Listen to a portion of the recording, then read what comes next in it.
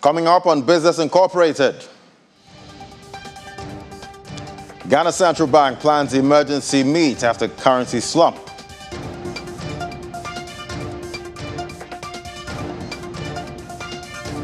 And South Africa's largest labor union plans national shutdown.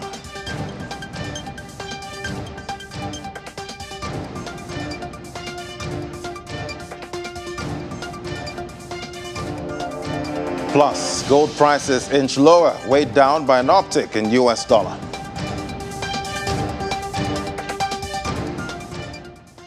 Hello, welcome to the program. I'm Ladi Williams. First off now, let's kick off with market numbers, starting in Nigeria. See, the NGX is managing to stay in the green territory at intraday, up by 0.09%. Hopefully, it maintains that at the close. GSC of South Africa is looking much better. They're up by over 1%. Let's flip on now. In North Africa, talking about Egypt, we see Egypt there, 9,897 points. That's down 0.18%. And we see Kenya managed to close yesterday in the green, up 0.10%. Let's move on to the Middle East. Now, we see in the UAE, it's all negative across the board there. Abu Dhabi there at 10,183 points, down 0.16%. We see Dubai index there, that's also down 0.24%. Other markets we track in the Middle East, we see the Qatari index there is the lone gainer this morning, is up 0.35%. That was at intraday. Saudi there, 12,524. That's down 0.15%. So it's mostly negative at intraday, talking about the Middle Eastern markets. Let's head on to Europe now. One of the German government's most recent and most controversial projects finally has a price tag. Starting October, the country's gas consumers are to pay an extra levy, about €2.04 per kilowatt hour. Doesn't sound like much, but it could have severe consequences in the coming months. Let's hear more now from Chris Koba, right there in Berlin. Great to have you, Chris. So why is Germany introducing this new levy? Because buying gas for the country's energy companies has become very costly, dangerously costly in the assessment of the government. Usually these companies get most of their gas from Russia, but state-owned energy firm Gazprom has throttled gas flows to Germany, blaming technical problems and the red tape of Western sanctions for a drop in deliveries via the key Nord Stream 1 pipeline to 20% of its capacity. Berlin has called the reductions politically motivated. Nevertheless, energy companies have long-standing contracts with municipal utilities, for example, and in order to fulfill these obligations, they now need to buy gas at spot market prices, which are way higher than what they agreed on with Gazprom. So many of these firms are now bleeding cash to the point that the most important gas importer in Germany, Uniper, is in danger of going bankrupt if the government hadn't decided to support it. Now, the levy will be imposed from October 1st and will remain in place until April of 2024. Germany's Chancellor Olaf Scholz said on Twitter, it'll be expensive. There's no other way to put it.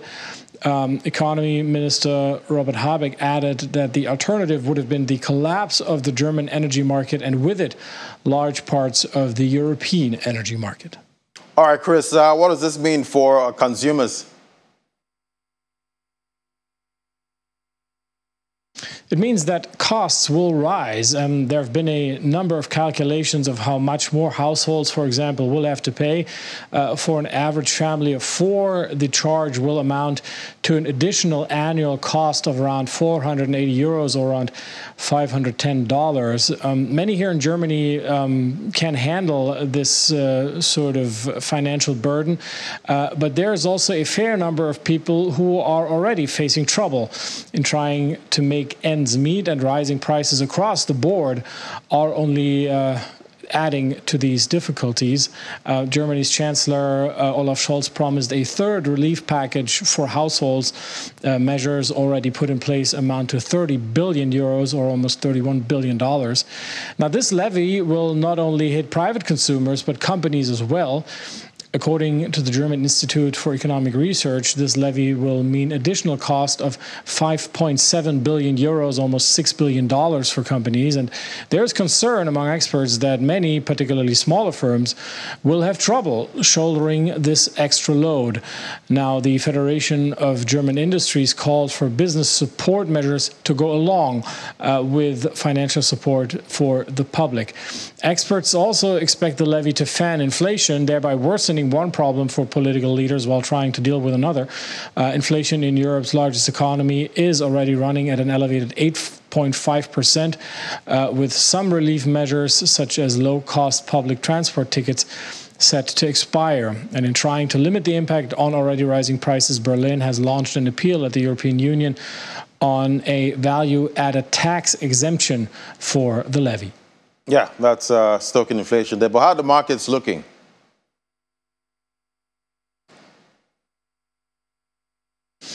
European shares have been extending gains for a fifth straight session. Wall Street provided a solid lead, with more investors expecting that the U.S. Federal Reserve will not lift borrowing costs by 75 basis points for a third straight meeting next month, an assumption which has been supporting equities in recent days. We see stock prices mostly rising, even if not by much. The DAX in Frankfurt advancing around 0.2%, inching closer to that 14,000 point threshold. Oil prices remain under pressure. Both main crude contracts dropped again today, having lost around 3% on Monday, as demand expectations are lowered in light of a string of soft economic indicators in major economies, and signs that Iran is moving towards a nuclear deal added to the downward pressure on prices, with an agreement seen allowing the country to restart sales into the world market. All right, Chris. Well, we'll keep tracking those markets. Thank you so much. That's Chris Koba right there in Berlin.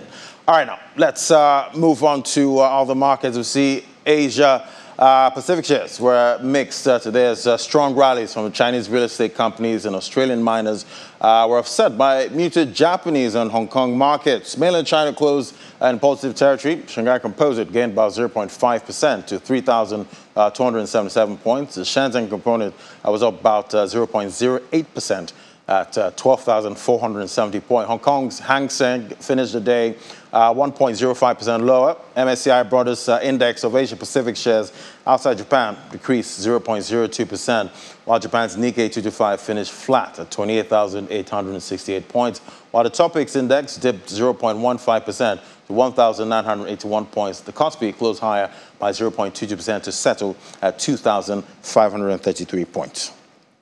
Moving on to Wall Street now. U.S. stock futures were little changed today after a solid session the prior day as traders awaited quarterly reports from the major U.S. retailers. Dow Jones Industrial Average futures dipped about 28 points. The S&P 500 futures slipped 0.2%, along with the Nasdaq there. See the Nasdaq futures down 0.27%. We see Walmart there slated to post results later this morning. Later in the afternoon for this time, investors will pass through those results in search of clues on how consumers are grappling with a decades-high inflation target, and Lowe's will report quarterly results that's due tomorrow. Now to our next conversation in Kenya. The Deputy President, William Ruto, has been declared the winner of Kenya's presidential election amid dramatic scenes. He narrowly beat his rival, Raila Odinga, taking 50.5% of the vote, according to the official results. But what lies ahead for the new president? Talking about the economy, let's have that conversation now with Steve Ogutu, development and communications expert right there in Kenya. Great to have you on the program. Larry, it's always a pleasure to be on your show. Yeah, so the results are in now, Steve. How are you seeing it? I mean, the figures that you have just read what the Independent Electoral and Boundaries Commission, the body that is in charge of managing elections here, announced yesterday. But those figures are already being contested. The commission, as it is right now, has a membership of 6 commissioners. And of the 6, 4 of them denounced yesterday's announcement by the Commission's chairperson, and they are saying that there was some opaqueness by the chair in terms of results that were announced yesterday. And it appears they're pointing fingers towards the chairperson. It appears, according to them, it appears like the chairperson was compromised to read the results that he read yesterday in favor of the current deputy president, Honorable William Ruto. So they just issued another statement this afternoon. The opposition leader, Honorable Raila, who came in second, also is just issuing a presser right now. And I think they will be heading to court based on what we are hearing here. But the good thing is the country has remained relatively peaceful. We have some pockets of violence here and there, but it's relatively peaceful compared to 2017, 2013, and previous years of elections in this country. Right. Well, I guess they'll be heading to the courts talking about the opposition here. But what is Ruto walking into here, talking about the economy? Right. He's actually getting into a very tough period or tough phase as the new head of state. Of course, if the Supreme Court affirms his election, he's getting into a country, into an economy that has been battered by COVID-19 pandemic, the Ukraine and Russia war impact on our economy. And of course, there has been some huge corruption that have been going on in the government. So, and very high cost of living. Businesses, especially the small-scale businesses, are complaining about taxes and stuff like that. So he's getting into government at a time when things are not easy. We have very huge external debts that the country currently has, and it's a really big challenge that he's stepping into. But he, throughout his campaign and in his manifesto, he made certain promises that, we hope that he's going to live up to. He said that, for instance, he's going to support small-scale businesses, give them grants in order to support their growth. He promised to create jobs for young people. He promised to, support creation of policies that support the growth of SMEs and the private sector. He promised to tackle corruption, which I think is really a huge problem when it comes to the growth of the economy, as it were. So we hope that he lives up to those promises. Yeah, I guess quite a lot for him to step into and tackle there. And I saw the markets actually close, talking about the Nairobi bourse. It did close in the green yesterday. I guess the investors were happy with that. All right, Steve Ogutu, thank you so much for your perspective on the program. It's always a pleasure to be here, Daddy, and have a wonderful afternoon. Have a great day. All right, now, after the break, commodities market update is next. To stay with us. This is Business Incorporated. Welcome back now to our next conversation. According to the IEA, global sales of electric vehicles doubled in 2021 to a new record of 6.6 million units. Nearly 10% of global car sales were electric. That's in 2021, which is 4 times the market share in 2019. Electric-powered cars are expected to zoom from this 10% of global vehicle sales to 40% by 2030. Well, we have Funto Ajenifuja, analyst at FDC, joining us right here in the studio. Great to have you, Funto. Thank you for having me. And looking at those numbers now, it seems they're really ramping up production, and sales are matching, production of electric vehicles at this point. And I'm wondering, oil-producing countries like Nigeria, we're still here, trying to get more oil out, at this time. How is all of this impacting, oil-producing countries like us? Okay, so like you said in your intro, we're seeing a major spike in the number of electric vehicles being sold, being produced. And why is this happening?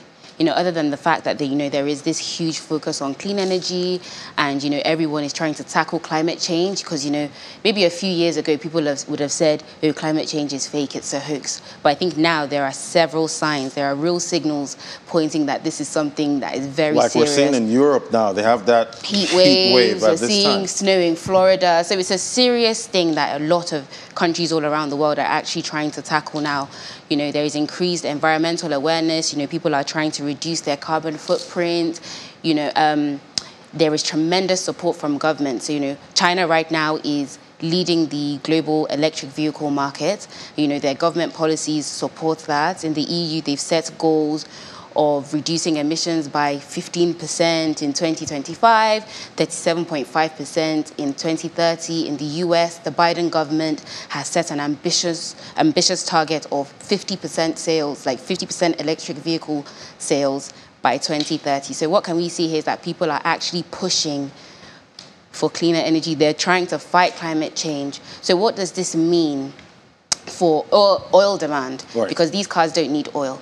They don't need petrol. And by the way... Not any part needs oil. And this is important to note that obviously right. the cost of fuel, petrol, the cost of diesel has also increased.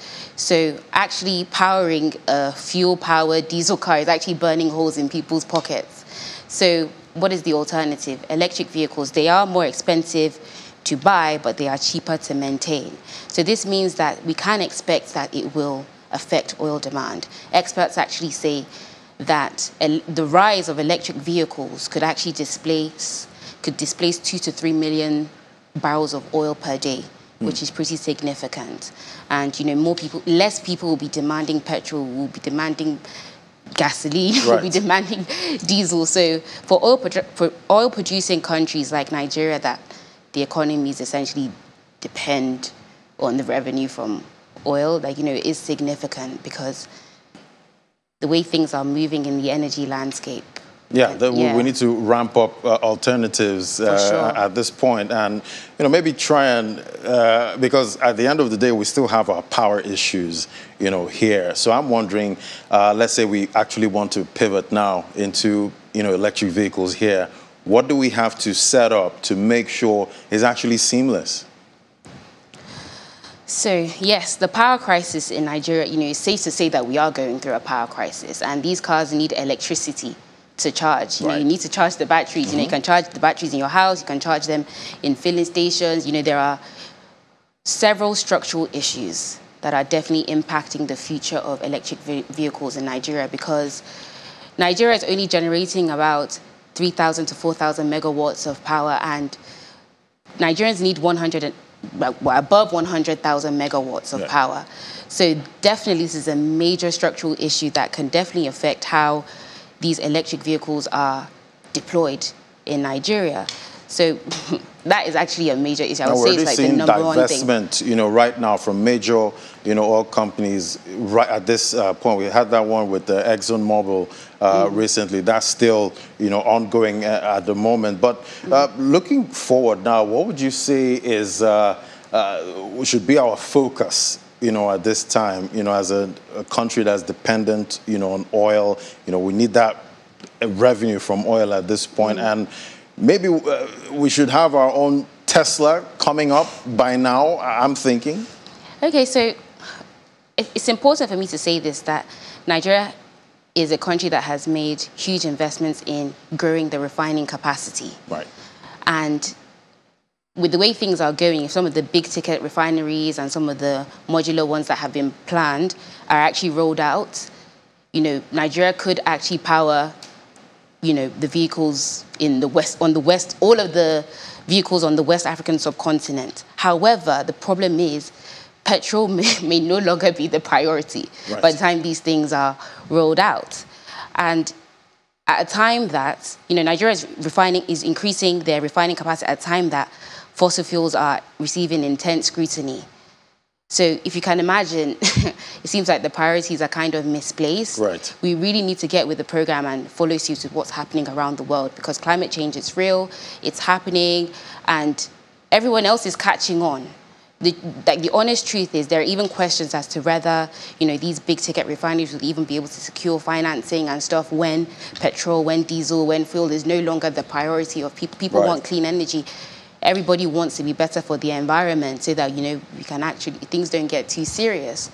So, and we've seen conversations about, you know, African countries talking about, you know, the West would have to wait for, you know, Africa to be able to, you know, shift to net zero and, you know, get most of these electric vehicles. But I guess at the end of the day, Africa needs to start making that move at this point. Yes, there needs to be several infrastructures put into place, even for things like electric vehicles to work here. Exactly. You know, charging infrastructure, there needs to be power supply, there needs to be electricity, there needs to be a lot done. Because I would like to drive an electric car at some point. Me too. And I'm hoping, you know, that time is going to come There are very so many soon. benefits, yes. Yeah, so many benefits. All right, thank you, Funtua Jennifer, analyst, financial derivatives company. It was great having you on the program today. Thank you for having me.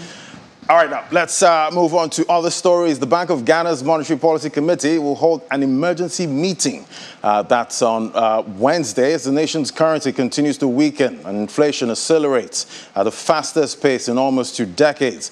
The cedi fell about 1.6% on Tuesday, extending this year's slump to 35% and making it the world's worst performer among 150 currencies tracked by Bloomberg. After bankrupt Sri Lanka's rupee, the annual inflation rate in July climbed more than expected to 31.7% from 29.8% a month prior. Well, the MPC will meet to review recent developments in the economy, according to a statement from the capital Accra. That's after it left borrowing costs unchanged at 19% last month on expectations that inflation may be leveling off and to allow a cumulative 550 basis points of rate hikes since November to filter through the economy.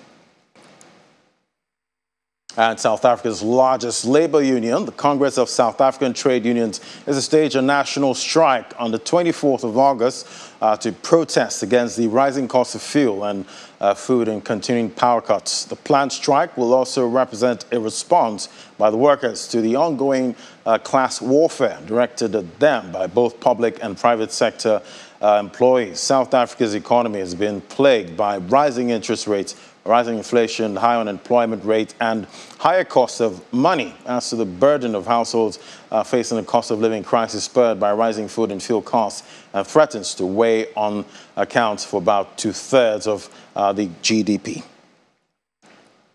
And South Africa's partially state-owned telecom company, Telkom, appears to be ripe for the taking, with data provider Rain as well as MTN looking to merge on a takeover of Telkom.